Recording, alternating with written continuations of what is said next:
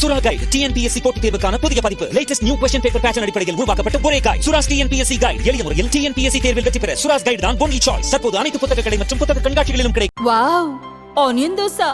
My choice is always onion dosa. Vegetable dosa. It's my choice. Podi dosa. My choice is podi dosa. Wow, masala dosa. It's always my choice. Dosa வகைகளில் ஒவ்வொருவருக்கும் ஒவ்வொரு choice இருக்கலாம். ஆனால் எல்லா வகை தோசைகளுக்கும் ஒரே choice இதயம். வணக்கம். செய்திச் சுருக்கம். நான் செய்த சபதம் இது.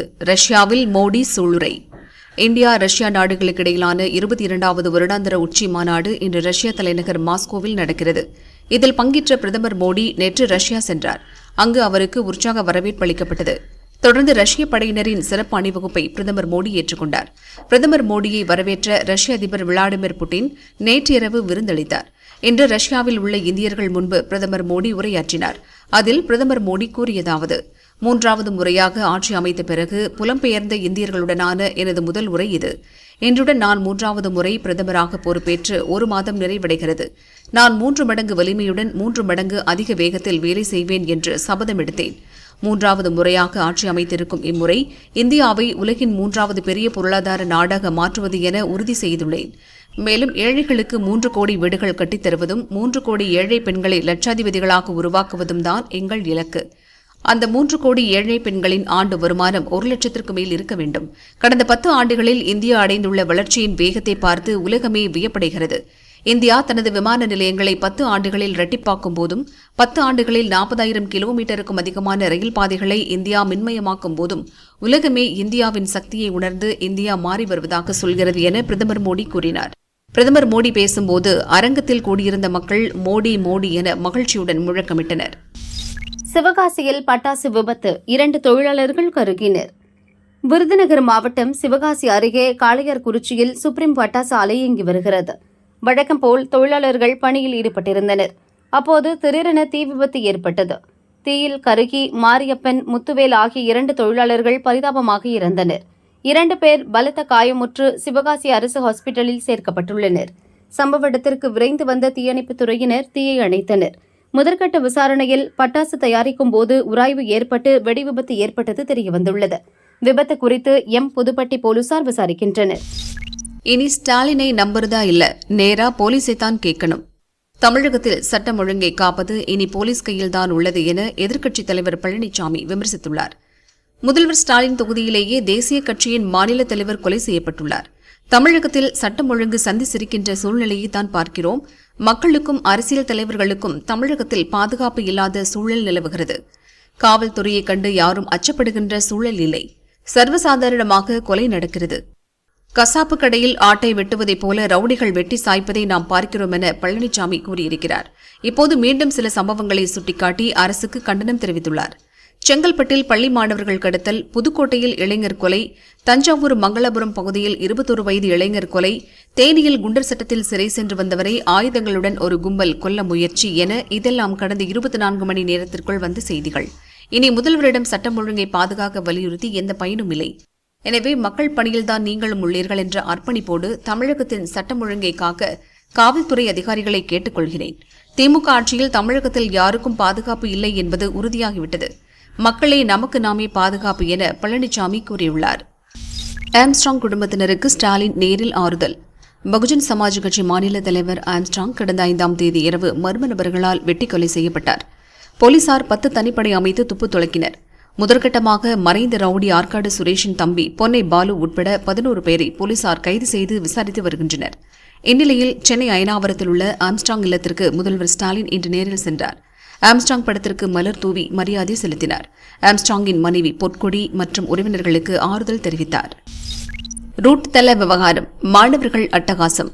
சென்னையில் உள்ள கல்லூரிகளில் படிக்கும் மாணவர்களுக்கிடையே ரூட் தள விவகாரம் தொடர்பாக அடிக்கடி மோதல் ஏற்பட்டு வருகின்றன. இந்த மோதலை தடுக்க போலீசார் பல்வேறு நடவடிக்கைகளை எடுத்து வருகின்றனர்.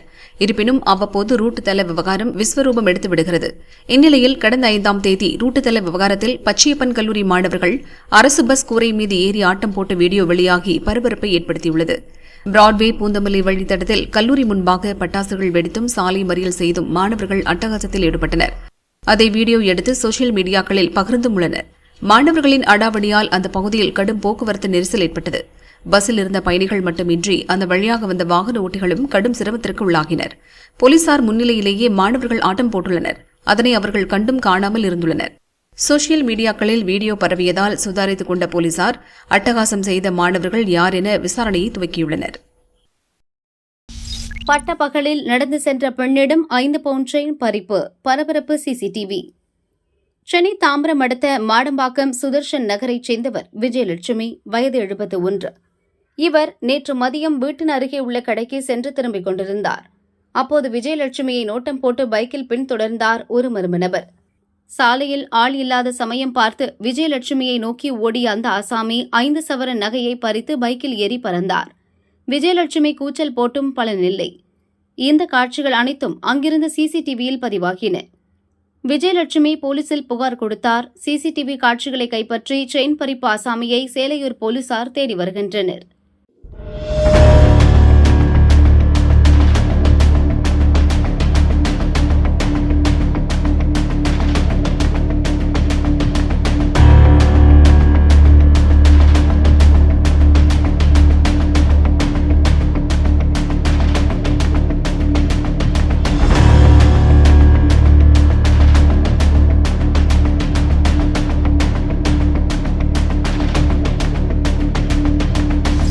திருச்சி என்ஐடி வரலாற்றில் இடம் பிடித்த பழங்குடி மாணவி.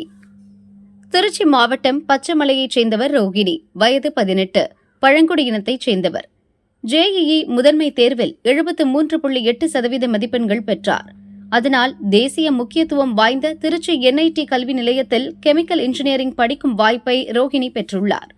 இதன் மூலம் திருச்சி என்ஐடியில் சேர்ந்த முதல் பழங்குடியின மாணவி என்ற பெருமையும் அவருக்கு கிடைத்திருக்கிறது. திருச்சி என்ஐடியின் 60 ஆண்டு கால வரலாற்றில் ரோகிணியும் இடம் பிடித்துள்ளார்.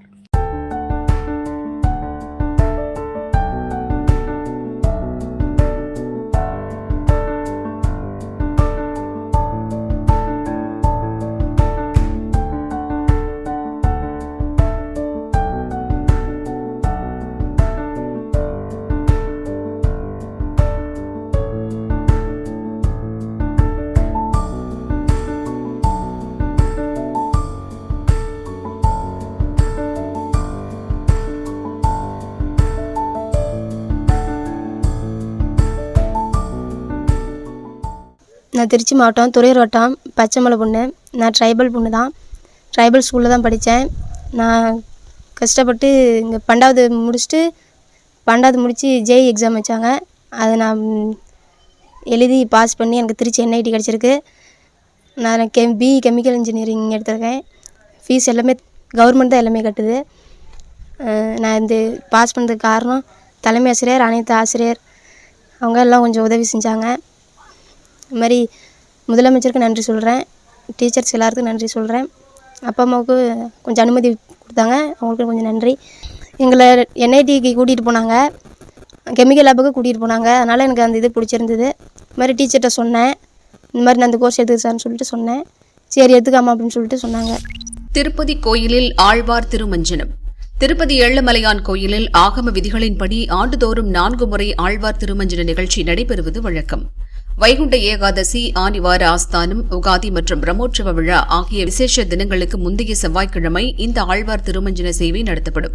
அதன்படி இந்த முறை ஆனிவார ஆஸ்தானம் 16ஆம் தேதி கடைபிடிக்கப்படுகிறது. அன்று ஐதீகப்படி சுவாமிக்கு கணக்கு வழக்குகள் ஒப்படைக்கப்பட்டு புதிய கணக்கு துவங்கப்படும். அதற்காக இன்று காலை 6 மணி முதல் 11 மணி வரை கோயிலை சுத்தம் செய்யும் ஆழ்வார் திருமஞ்சன சேவை நடத்தப்பட்டது. பின்னர் பச்சை கற்பூரம், திருச்சோனம், மஞ்சள், கிச்சிலி கிழங்கு உட்பட பல்வேறு மூலிகைப் பொருட்களால் தயாரிக்கப்பட்ட கலவை கோயில் முழுவதும் தெளிக்கப்பட்டது. ஆழ்வார் திருமஞ்சனம் முடிந்ததும் சிறப்பு பூஜைகள் நடத்தப்பட்டன. 12 மணிக்கு பிறகே பக்தர்கள் தரிசனம் செய்ய அனுமதிக்கப்பட்டனர்.